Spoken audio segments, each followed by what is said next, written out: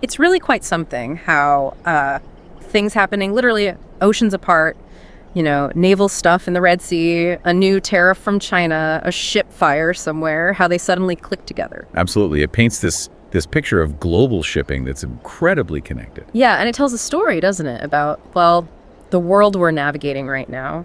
We've gathered some really interesting pieces of information for this deep dive.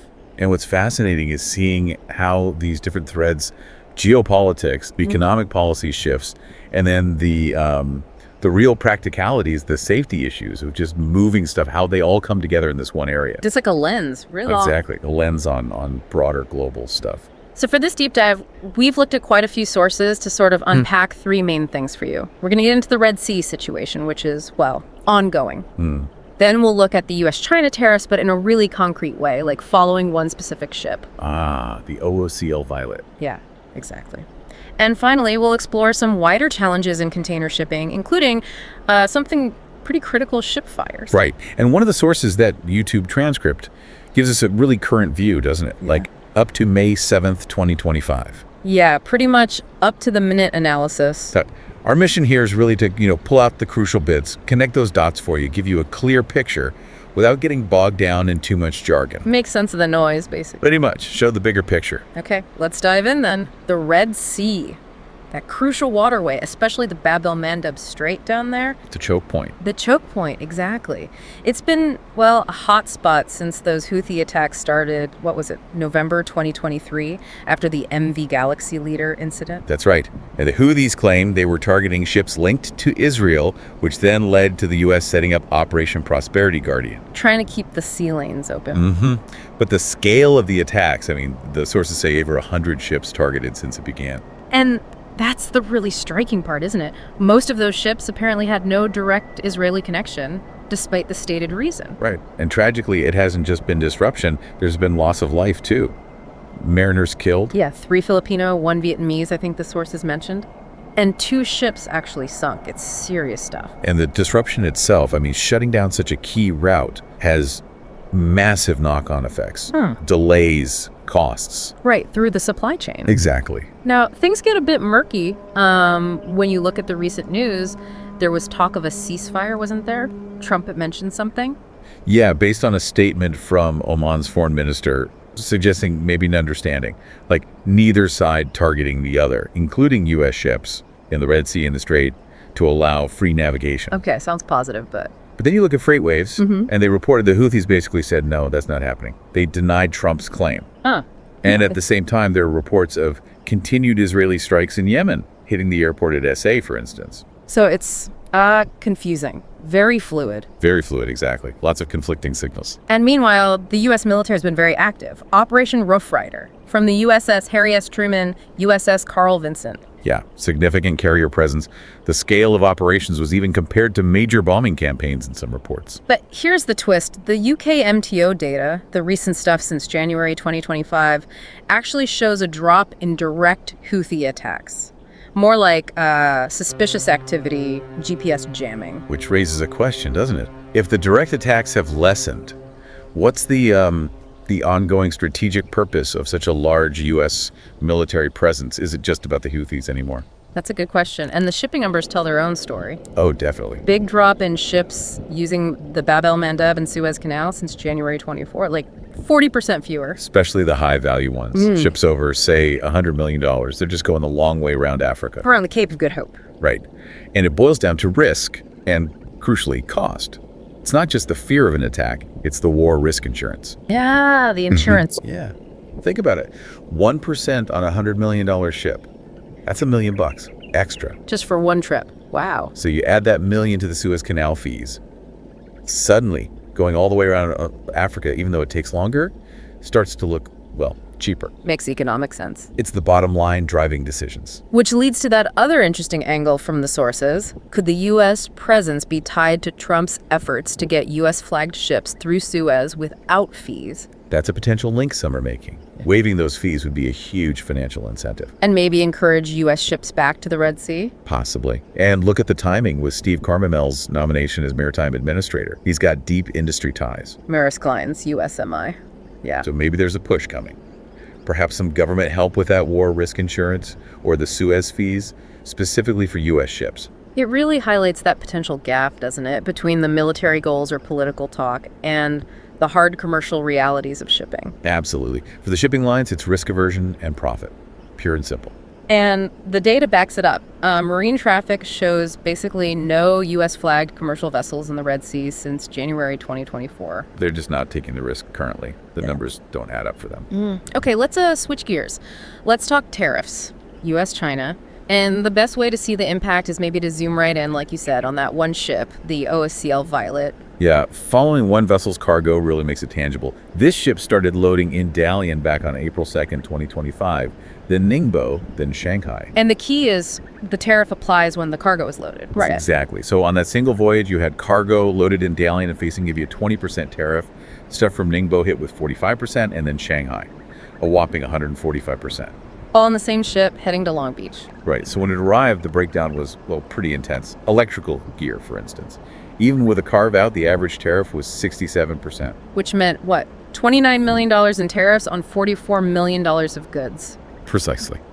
Then you had cars and parts. Cars got hit with 45%, parts 20%, even though they weren't part of the retaliatory stuff.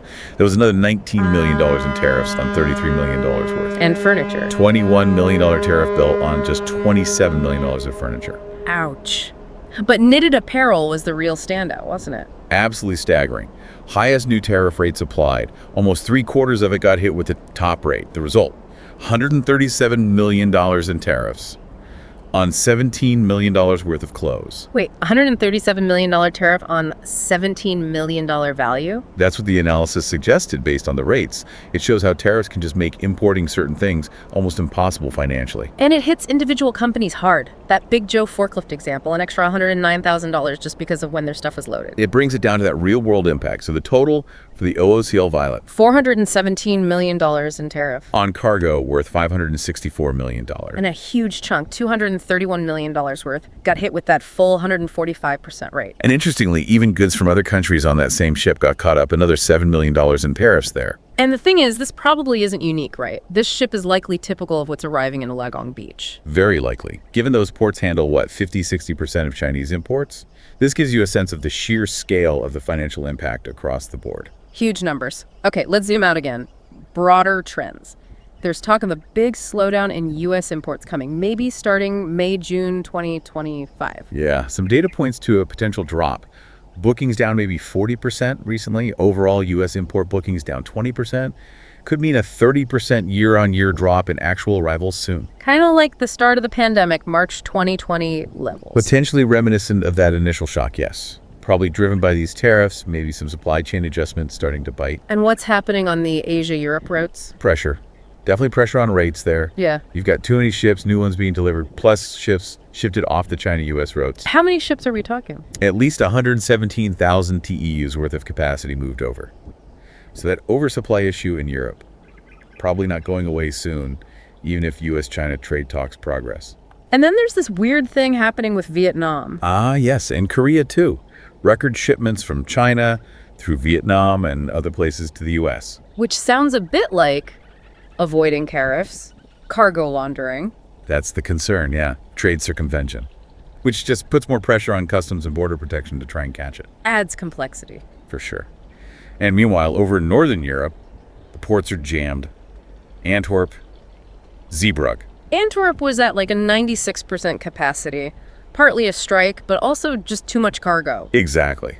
Leading to delays getting ships unloaded, delays getting containers moving inland, just congestion. Bottlenecks everywhere. Cascading effects through the whole chain, delays, costs. But strangely, container futures rallied a bit because of optimism about U.S.-China talks. Yeah, it seems a bit disconnected from the Red Sea reality, doesn't it? Analysts put it down to market sentiment, kind of ignoring the actual pressure on Asia-Europe trade from all that extra capacity. Speculation versus reality. Often happens in futures markets. Now, what about a U.S. line like Matson? What's their take on the Pacific? Well, they saw a big volume drop in April, like 30%, but they actually expect a rebound. Why? Despite the tariffs. Because fundamentally, U.S. businesses need stock. They need to avoid empty shelves. It shows just how hard it is to decouple completely from China. China still provides, 40% of U.S. imports? A huge chunk. So Masson sees continued volatility, but ultimately a need to ship goods. Interestingly, exports from Vietnam have bounced back to pre-tariff announcement levels, and some cargo is even shifting back to direct China-U.S. routes. So businesses are adapting, finding ways. Constantly adapting. It's a dynamic situation. Okay, finally, let's touch on something really critical. Safety. Specifically shipboard firefighting. There seems to be a big difference between best practice, like that EV fire response in At Zebra. the car carrier, they sealed the compartment, flooded it with CO2 and nitrogen, textbook containment for an EV fire, let it burn out safely. And what we're seeing in NTSB reports from the U.S., it's quite alarming. It really is. Look at the Grand Casa DeVorio fire in Newark in 2023. 2 firefighters lost their lives. The NTSB chair was blunt about training gaps. Tragic. And then the Zogeman fire in Jacksonville in 2020. Oh, that was a nightmare. Battalion Chief Chip Dale called it the nightmare on Blunt Island. Firefighters went into a sealed space too soon. Massive blowback explosion. Injuries. Because they used land-based tactics. Ventilation. Exactly. Which is often the opposite of what you need on a ship. Ship fires usually need smothering, sealing, starving the fire of oxygen. It's a totally different environment. And the Bonham Richard fire in San Diego in 2020. More issues there. Fundamental problems with the initial response, yeah. And it highlighted the limits of just using tugboats with water monitors. San Diego doesn't even have dedicated fire boats. So it's a pattern. Lack of preparedness in U.S. ports. It seems to be a recurring theme, unfortunately. There are exceptions, like FDNY works with Resolve Marine for training, which is great. But broadly speaking, Broadly, there's a critical need for land-based firefighters to get specific training for shipboard incidents, understanding ship design, stability, the right tactics. because ship fires can happen in any port, right? Not just the huge ones. Absolutely. There are something like 100,000 ships, over 1,000 gross tons, sailing globally. The potential for these incidents is widespread. Land-based crews are often the first responders. They need the right tools and knowledge. Urgently. It's a major safety gap. So wrapping this all up, it feels like we've seen these threads connecting, the fragility of routes like the Red Sea. The real, tangible hit from tariffs, right down to that specific box of goods. Yeah. And these systemic challenges, port jams, but also fundamental safety stuff like fire response. It's all part of the same complex system. And thinking longer term, how do these pressures reshape things? Will routes permanently shift? What's the lasting economic fallout from trade wars? How does the industry improve safety and efficiency against this backdrop? Lots of big questions. Definitely. These aren't just shipping industry problems, they ripple out, affecting trade, security, maybe even the things you buy every day.